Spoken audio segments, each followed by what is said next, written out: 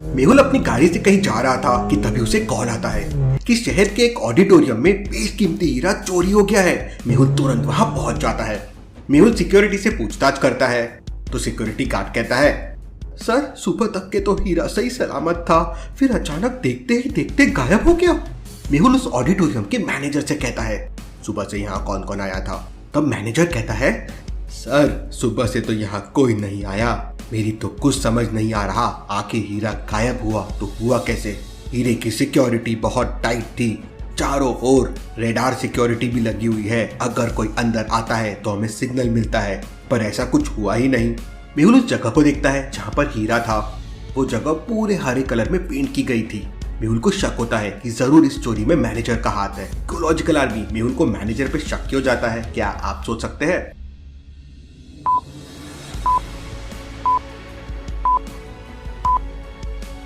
Manager के shirt पर भी वही हरा कलर लगा हुआ है जो चोरी हुए हीरे के हॉल में लगा हुआ था। सच सच बताओ, तुम भी चोरी में शामिल होना?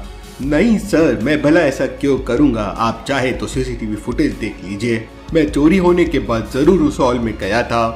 मेहुल सारे सीसीटीवी फुटेजेस देखता है तो वो मैनेजर सच कह रहा था। वो चोरी होने के बाद उस हॉल में गया था जहाँ ये कलर उसकी शर्ट पे लग गया था। इसके अलावा मेहुल को वहाँ कुछ नहीं दिखता और सीसीटीवी कैमरे में फुटेजेस मिसिंग भी नहीं थी। पहले हीरा था और अगले ही सेकंड हीरा गायब हो गया। कुछ समझ नहीं आ रहा था कि चोरी कैसे हो गई। तभी मेहुल को एक और कॉल आता है कि ठीक इसी प्रकार की चोरी डायमंड पैलेस में भी हुई है। मेहुल तुरंत अपनी गाड़ी से डायमंड पैलेस पहुंच जाता है, पर वहां उसे अंदर जाने के लिए मैथ की एक छोटी सी प्रॉब्लम को सॉल्व करना होगा। एंट्री गेट पे लिखा है 1 से 100 तक की गिनती में, मतलब काउंटिंग में 1 कितने बार आता है। जैसे 1 तो एक बार आ गया, 1 तो 2 बार आ गया, तो 3 बार हो गया, 1 2 एक 1 और आ गया।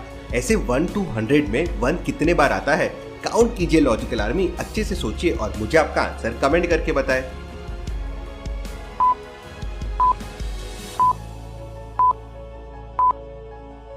मेहुल बहुत ही इंटेलिजेंट जासूस है। वह तुरंत 21 टाइप कर देता है और डायमंड पैलेस के अंदर पहुंच जाता है।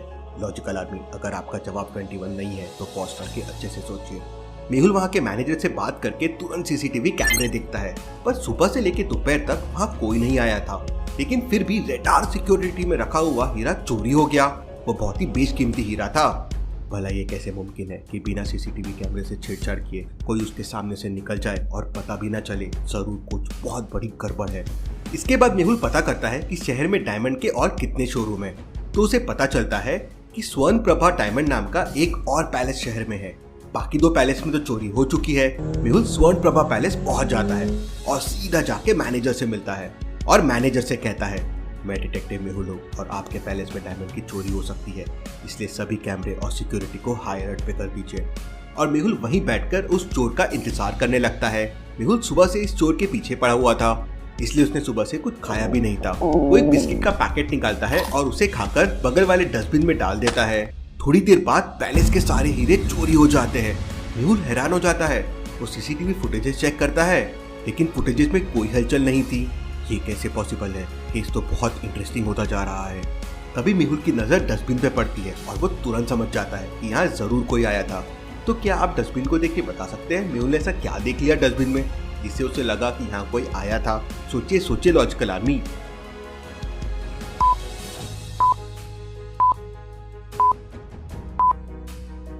जब मेहुल ने बिस्किट खाकर उसका पैकेट डस्टबिन में डाला था तब डस्टबिन पूरा खाली था, लेकिन अभी डस्टबिन में एक चॉकलेट का पैकेट भी है। मतलब किसी ने चॉकलेट खाकर यहाँ पे डाला है, मतलब यहाँ कोई ना कोई तो जरूर आया था।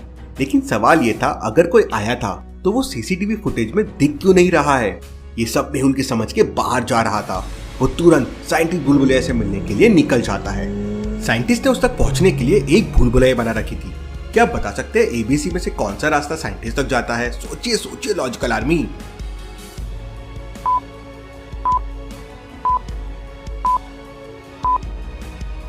रास्ता बी साइंटिस्ट तक जाता है कुछ इस तरह से। मेहुल रास्ता भी लेता है और साइंटिस्ट तक पहुंच जाता है।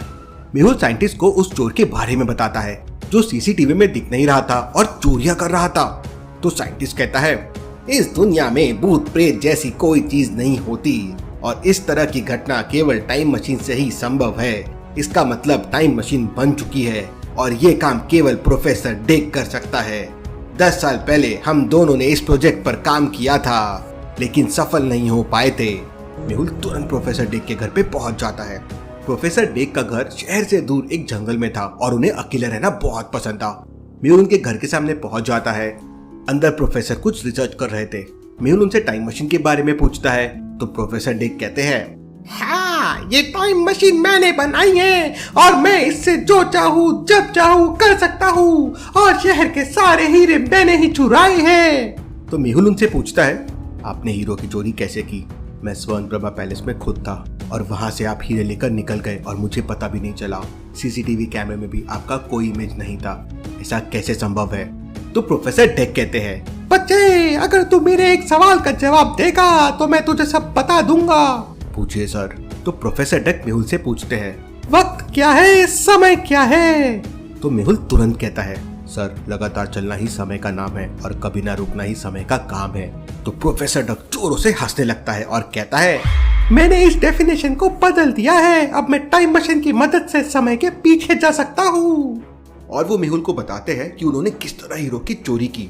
टाइम मशीन की मदद से मैं खुद को समय के पहले ले जा सकता हूँ, जिससे आज में तुम मुझे देख नहीं सकते। और फिर वो मेहुल को अपने साथ टाइम मशीन की मदद से स्वर्ण प्रभा पैलेस की उसे दिन में ले जाते हैं जब हीरो की चोरी हुई थी।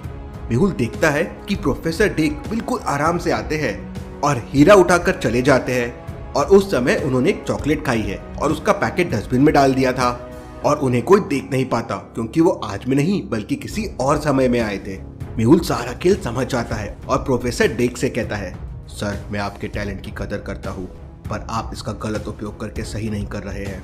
तो प्रोफेसर डेक कहते हैं, बच्चे, तुझे अभी पैसे की कीमत नहीं पता है। पैसों से सब कुछ किया जा सकता है और मैं जीनियस हूँ, तुम मुझे हरा भी नहीं पाओगे। और वो वहां से टाइम मशीन की मदद से गायब हो जाता है और मेहुल तुरंत वहां से अपनी गाड़ी में निकल जाता है और वापस साइंटिस्ट बुलबुलैया के पास पहुंच जाता है और उनको सारी बात बताता है। 10 साल पहले हम दोनों ने मिलकर एक टाइम मशीन बनाई थी।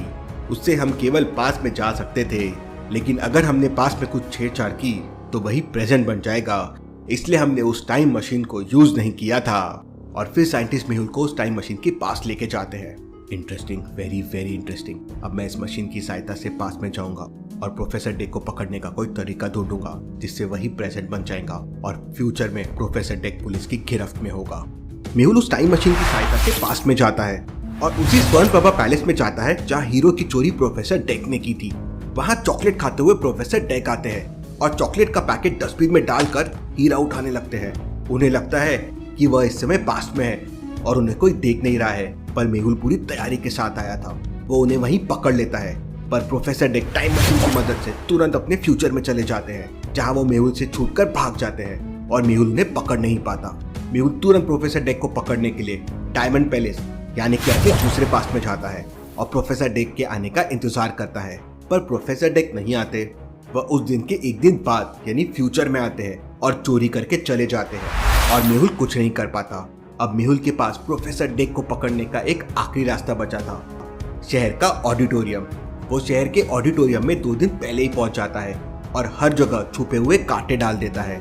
2 दिन बाद प्रोफेसर डेक वहां आते हैं और मेहुल कांटों को एक्टिवेट कर देता है। प्रोफेसर का पैर उसमें पड़ता है और पूरे पैरों में गड्ढे हो जाते हैं। वो कांटों में फंस जाते हैं, दर्द से चिल्लाने लगते हैं, खून निकलने लगता है।